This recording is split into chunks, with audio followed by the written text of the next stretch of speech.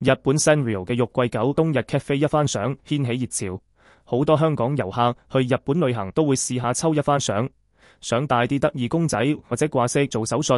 冇諗到會好彩到中頭獎，獎品竟然係個巨型玉桂狗造型嘅焗爐。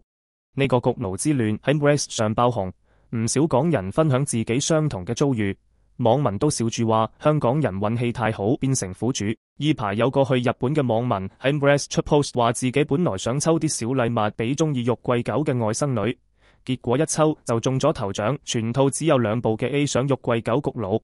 個 post 一出，好多回響，原來唔少香港人喺福岡、大阪、北海道、日本各地都一樣咁好彩。焗爐包裝超大超重，唔可以當 hand carry 上飛機。託運又要額外收費，更加麻煩嘅係日本電壓同香港唔同，返香港要配變壓器先用到，火牛有時仲貴過焗爐本身。因為有好多中獎者喺 Reddit 接連出現，成為一個搞笑話題。網民話呢個焗爐喺日本嘅香港人身份證，仲有人用 AI 張圖展示今次嘅慘況。呢次一番賞獎品包括攬枕、毛毯、收納盒、公仔掛飾等等，大家本來想抽其他獎品，偏偏集體抽中最難處理嘅電器，網民紛紛吐槽玉桂狗焗爐點解咁中意香港人，